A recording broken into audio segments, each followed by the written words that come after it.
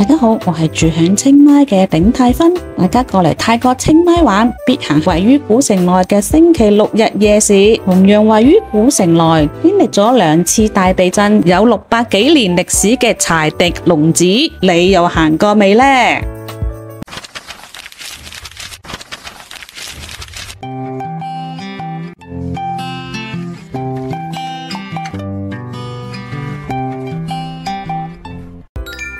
？3月28號，緬甸曼德勒發生黎克特制7.7級地震，受影響國家包括中國、孟加拉、印度、寮國以及我哋身處嘅泰國。根據清邁媒體報道，柴迪龍寺寶塔曾經喺1545年地震中嚴重損毀，再次經歷3月28號大地震，咁具歷史性嘅寶塔究竟情況如何呢？清邁府府尹以及其工作團隊考察過之後，報告雖然寶塔有明顯嘅裂痕，但係唔會影響佢嘅地基，所以今次嘅地震之後，佢仍然屹立不倒。連同其餘受損寺廟嘅修復工作會短期內進行。以倒塌佛塔而聞名嘅寺廟。以上係 Google 地圖咁樣形容我哋今集嘅主角柴迪龍寺，亦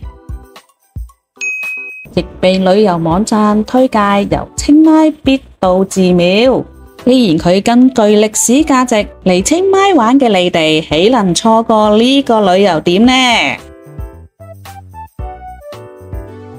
我哋今日嚟到柴迪龍寺，由於我哋唔係本地人，所以我哋必須由側門入。我估計原因係方便收費啊！我哋等緊排隊買飛入場，成人就要50克，而小童呢就係20克嘅。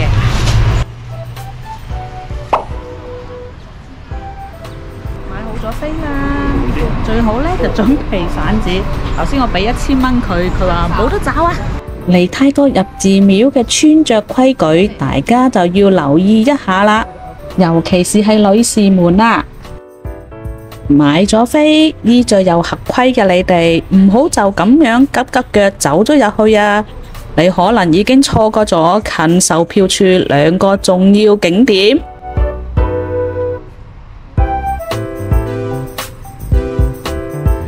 呢棵參天大樹估計響公元1800年已經種咗響度啦。呢棵已經有200幾年樹齡嘅參天大樹，名為敦雁啊，亦被稱為清邁地標樹，被稱為護城神樹嘅敦雁啊，其實係一棵橡膠樹嚟嘅。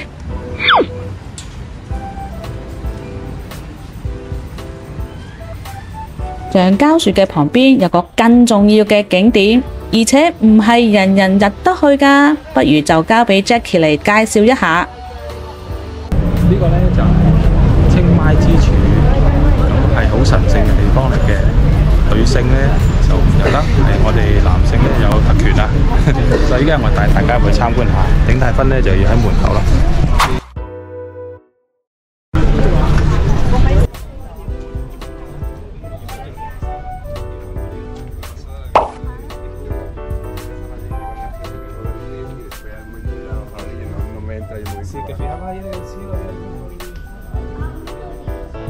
我哋終於跟住 Jackie 嘅鏡頭入到嚟啦，內部係以金色同埋藍色為主嘅，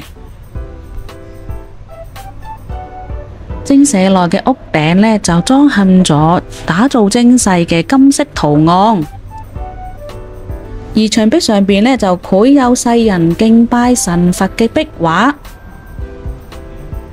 而家畫面睇到嘅係三皇雕像啊，紅色嘅圍欄每個角都擺咗尖塔，分別以白色嘅棉線連住。擺放喺中央嘅當然係莊嚴而神聖嘅城市之柱啦。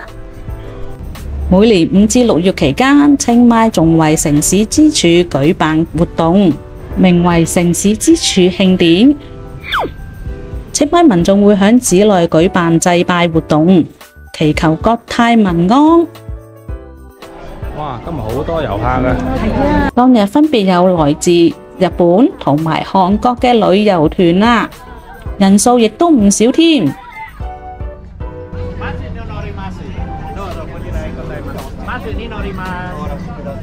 跟住我哋就要朝住主殿方向進發啦。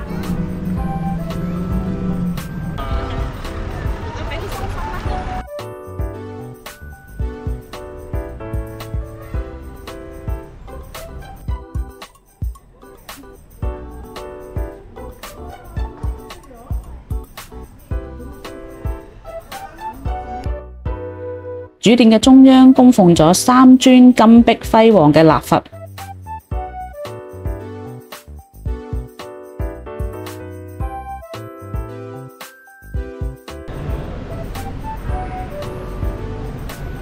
嚟到主殿嘅左手邊，我哋可以用放喺佛像旁邊嘅金箔為佛像貼金箔。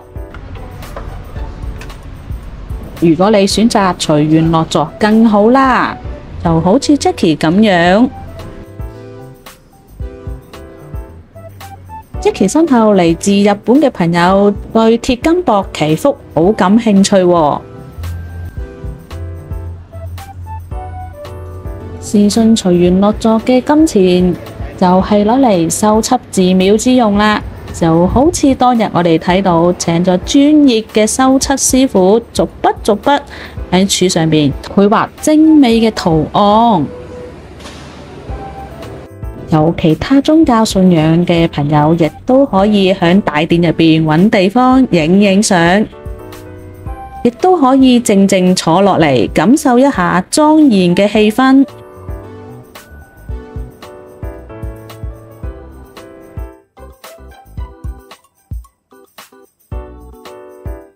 當日嘅日本同埋韓國旅行團真係對寺廟嘅主殿好感興趣啊！你睇佢哋圍觀咗呢幾個佛像，點解呢幾個佛像咁受歡迎呢？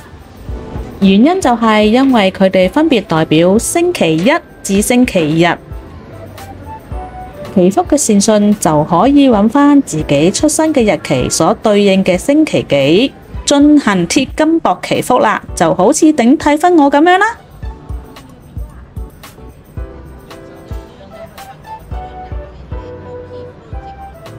當然，亦都有代表12生肖嘅。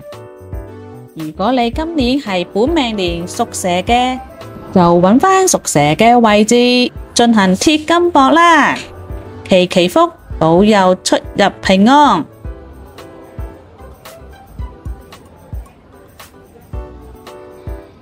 亦都可以選購印有12生肖唔同嘅掛飾，然後掛上指定地方。你睇，亦都有小朋友喺度玩緊啊！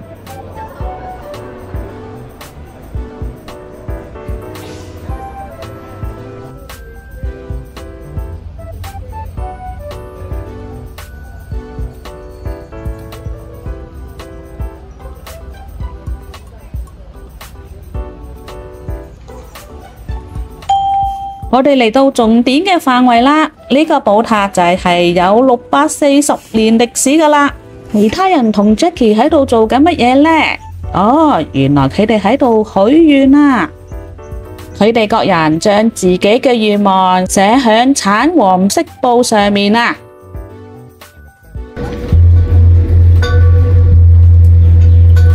有佛祖嘅加持之下，希望每人嘅願望都能夠成真啦！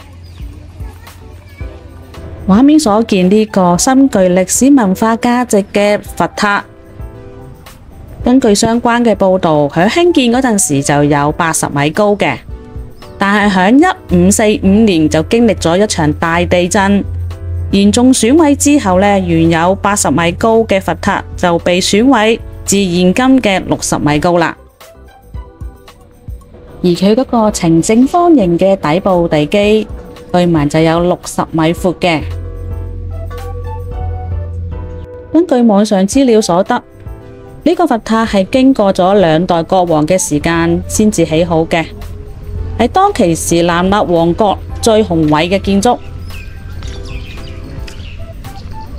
呢座咁令人印象深刻嘅佛塔，會唔會係你下次嚟泰國清邁玩嘅行程之一呢？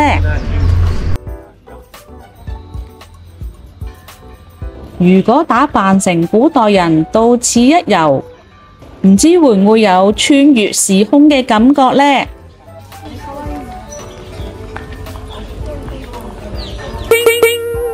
一年一度泰國盛大節日潑水節就到啦。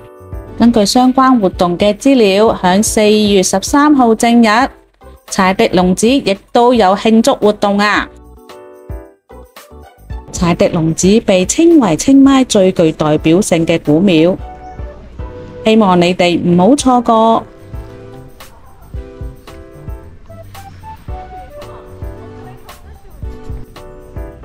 寺內亦都供奉有臥佛。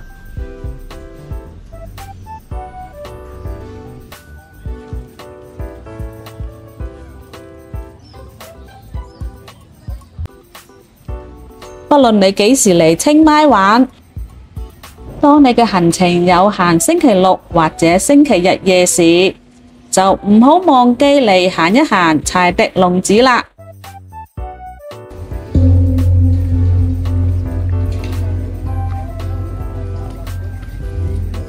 我係住響清邁嘅頂泰芬，如果你鍾意我哋嘅分享，希望你能夠訂閱或者俾個 like。我哋下一集見啦，สวัสดีค่ะ，拜拜。